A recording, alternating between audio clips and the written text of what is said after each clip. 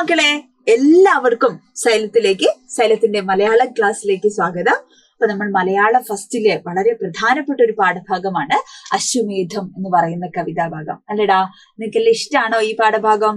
രസമായിട്ട് നമുക്ക് പഠിക്കാൻ പറ്റുന്ന ഒരു കവിതയാണ് അല്ലെ. അപ്പൊ നേരേ ചൊവ്വേ പറഞ്ഞു പോകുന്നത് കവിതയല്ല എന്നൊക്കെ പഠിക്കുന്ന പുതിയ കാലത്ത് ഇരുന്നിട്ട് അശ്വമേധം നമുക്ക് അറിയില്ല എന്നൊന്നും നമ്മൾ പറയാൻ പാടില്ല അല്ലെ. അപ്പൊ കവിത പഠിക്കുമ്പോൾ അങ്ങനെയാണ്, അതിൽ ധ്വന്യാർത്ഥങ്ങൾ ഉണ്ടാവും അല്ലെ, അതിൽ മറ്റർത്ഥങ്ങളൊക്കെ ഉണ്ടാവും. ഒരു വാക്കിന് തന്നെ പല പല അർത്ഥങ്ങൾ ഉണ്ടാവുമ്പോഴാണ് അത് മികച്ച കവിതയൊക്കെ ആവുന്നത് കേട്ടോ.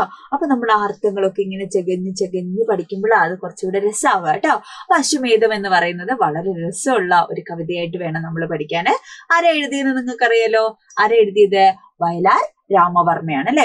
അപ്പൊ അശ്വമേധം എന്താണെന്ന് നമുക്ക് പഠിക്കണം അല്ലെ. അത് എന്തിനെ സൂചിപ്പിക്കുന്നു എന്ന് പഠിക്കണം. ഇതിലൊരു കുതിരയൊക്കെ വരുന്നുണ്ട്. ഇത് ആരാ ഈ കുതിര? എന്താ ഇപ്പൊ സർഗശക്തി എന്ന് പറഞ്ഞാൽ എന്താണ്? ഇങ്ങനെ കുറെ കാര്യങ്ങളൊക്കെയാണ് നമ്മളെ ആശയക്കുഴപ്പത്തിലാക്കുന്നുണ്ടാവുക. അതൊക്കെ നമ്മൾ അങ്ങ് പഠിക്കും കേട്ടോ. പരീക്ഷയ്ക്ക് ഏറ്റവും കൂടുതൽ ചോദ്യങ്ങൾ വരുന്ന ഒരു പാഠം കൂടെയാണ്. അപ്പൊ എന്താണ്, വയലാറിന്റെ വളരെയധികം പ്രസിദ്ധമായിട്ടുള്ള ഒരു കവിതയാണ് ഏതടാ? നമ്മുടെ അശ്വമേധം എന്ന് പറയുന്ന കവിത കേട്ടോ. അപ്പൊ ലോകത്തിലേക്ക് അല്ലെങ്കിൽ അത്രയും ഉയർച്ചയിലേക്ക് മനുഷ്യന്റെ പുരോഗതിയെ നയിച്ചിട്ടുള്ളതില് വളരെ പ്രധാനപ്പെട്ട ഒരു ഘടകം എന്ന് പറയുന്നത് അവന്റെ സങ്കല്പങ്ങളൊക്കെയാണ് അല്ലെ, അതിന്റെ സാക്ഷാത്കാരമാണ് അല്ലെ. അപ്പൊ ഈ തിരിച്ചറിവ് എന്തിന്റെയും അടിസ്ഥാനത്തിലാണ്? കലയുടെ കൂടെ അടിസ്ഥാനത്തിലാണ് കേട്ടോ. അപ്പൊ സർഗവൈഭവം എന്ന് പറയുന്നത് പുതിയൊരു യുഗത്തിന്റെ തന്നെ പിറവിക്ക് കാരണമാവുകയാണ് എന്നാണ് പറയുന്നത്. എന്താ ടീച്ചർ പറഞ്ഞു? സർഗവൈഭവം. എന്താണ് സർഗവൈഭവം എന്നൊക്കെ പറഞ്ഞാ അല്ലെ? അങ്ങനെ ആലോചിക്കണ്ടോ നിങ്ങള്? ഉണ്ടോ? പറഞ്ഞുതരാം, ടെൻഷൻ ആവല്ലേ.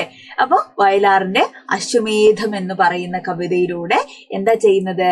സർഗശക്തിയുടെ ജൈത്രയാത്രയെ കുറിച്ചാണ് പ്രതിപാദിക്കുന്നത് അല്ലെ. അപ്പൊ വീണ്ടും വന്നു സർഗശക്തി അല്ലെ.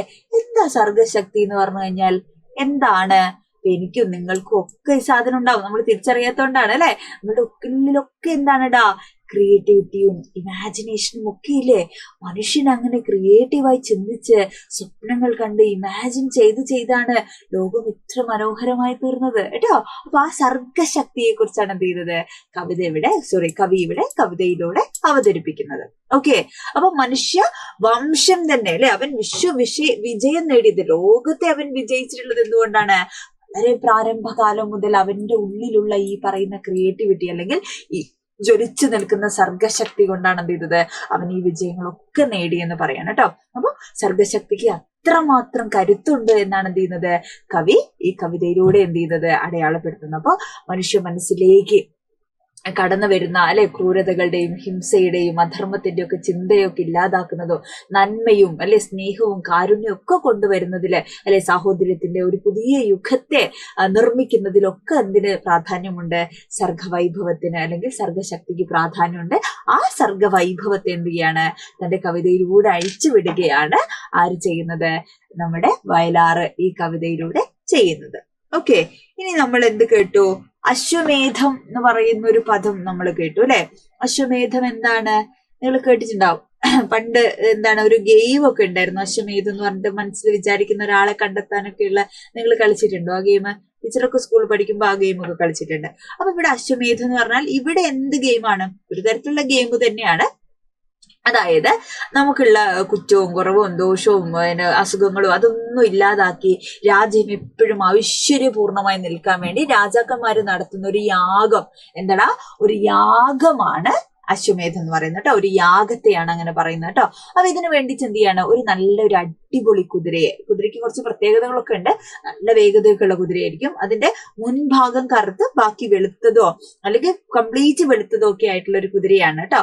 ഐശ്വര്യമുള്ള കുതിര എന്നൊക്കെ നമ്മൾ പറയില്ലേ, അങ്ങനെയുള്ള കുതിരയാണ് എന്ത് ചെയ്യുക? ഈ അശ്വമേധ യാഗത്തിന് വേണ്ടി ഉപയോഗിക്കുക.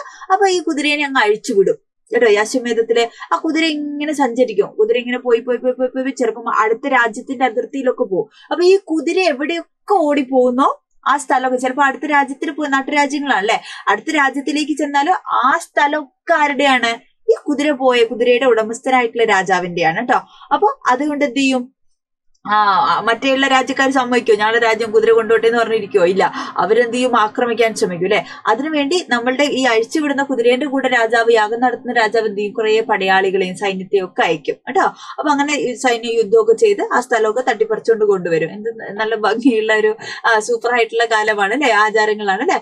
അപ്പൊ രാജാക്കന്മാരുടെ പരമാധികാരത്തിന് വേണ്ടിയിട്ട്, അല്ലെങ്കിൽ ആ വിസ്തൃതിയെ വിപുലമാക്കാൻ വേണ്ടിയിട്ടാണ് എന്ത് ചെയ്യുന്നത്? കുതിരയെ അഴിച്ചുവിട്ടുകൊണ്ട് നടത്തിയിട്ടുള്ള ഒരു യാഗമാണ് അശ്വമേധം എന്ന് പറയുന്ന യാഗം. അപ്പൊ ഇവിടെ കവിതയിൽ എന്താണ് അശ്വമേധത്തിന്റെ പ്രാധാന്യം എന്ന് പറഞ്ഞു കഴിഞ്ഞാല്, ഇവിടെ പുതിയൊരു അശ്വമേധത്തിന് ആരൊരുങ്ങുകയാണ്?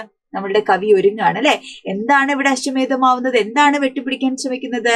സർഗശക്തിയാകുന്ന, ക്രിയേറ്റിവിറ്റി ആകുന്ന കുതിരയെ അങ്ങ് അഴിച്ചു വിട്ടുകൊണ്ട് കവി അശ്വമേധ യാഗം നടത്തുകയാണ് കേട്ടോ. അപ്പൊ ലോക സംസ്കാരത്തിൽ തന്നെ എന്ത് വരുത്തണം?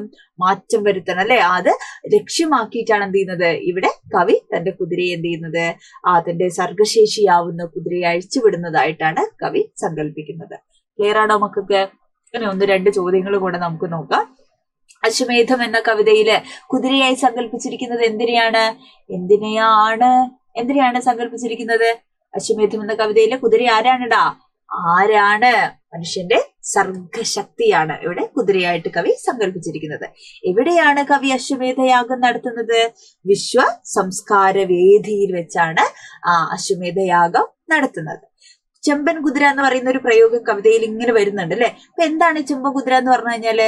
ചെമ്പൻ എന്ന് പറഞ്ഞു കഴിഞ്ഞാൽ ചുവപ്പിനെയാണ് സൂചിപ്പിക്കുന്നത്. ചുവപ്പ് നമുക്കറിയാം വിപ്ലവത്തിന്റെ ഒക്കെ നിറമായിട്ടാണ് ചുവപ്പിനെ നമ്മൾ കാണുന്നത് അല്ലെ. കരുത്തിന്റെ ഒക്കെ പ്രതീകമായിട്ട് ചെമ്പൻ കുതിര മാറും അല്ലെ. അപ്പൊ ഇവിടെ മനുഷ്യന്റെ സർഗശക്തിയുടെ കരുത്തിനെ സൂചിപ്പിക്കാനാണ് ചെമ്പൻ കുതിര എന്ന പ്രയോഗം ആര് കൊണ്ടുവന്നിട്ടുള്ളത്? കവി കൊണ്ടുവന്നിട്ടുള്ളത്. അപ്പൊ ഈ പാഠഭാഗം എല്ലാ ലൈൻസും ഉൾപ്പെടെ നമുക്ക് പഠിക്കേണ്ടടാ. പരീക്ഷയ്ക്ക് എന്ത് ചോദിച്ചു കഴിഞ്ഞാലും എഴുതാൻ പറ്റുന്ന രീതിയിലേക്ക് നമുക്ക് മാറും. അപ്പൊ അതിന് ടീച്ചേഴ്സ് എന്ത് ചെയ്യുന്നുണ്ട്? ഞാനും വരും, നമ്മളുടെ പ്രീതി മിസ് ഉണ്ടാവും. നമ്മുടെ മാരത്തോൺ ലൈവുകളില് മലയാളം ഫസ്റ്റും സെക്കൻഡും ഒരു ദിവസമാണ് അല്ലെ. അപ്പൊ 2 പാഠഭാഗങ്ങളും 2 വിഷയങ്ങളും അല്ലെ നമുക്ക് അടിപൊളിയായിട്ട് നമുക്ക് പഠിക്കണം. 40-40 രണ്ടിലും എന്താണ്? A+ ഫുൾ മാർക്ക് തന്നെ നമുക്ക് സ്കോർ ചെയ്യണം. ഞങ്ങൾ കോൺഫിഡന്റ് ആണ്. ഞങ്ങളെല്ലാം സെറ്റ് ആക്കിയിട്ട് നിങ്ങൾക്ക് വേണ്ടി വെയിറ്റ് ചെയ്തിരിക്കുകയാണ്. അപ്പൊ നിങ്ങൾ എന്ത് ചെയ്യണം? മാക്സിമം ഫ്രണ്ട്സിനൊക്കെ ലിങ്ക് ഷെയർ ചെയ്ത് കൊടുത്ത് എല്ലാവരെയും വിളിച്ച് നമ്മളുടെ ലൈവ് എന്ത് ചെയ്യണം? ഉഷാറാക്കണം. നമുക്ക് തകർത്ത് സൂപ്പറായിട്ട് നമുക്ക് പഠിക്കണ്ടേ?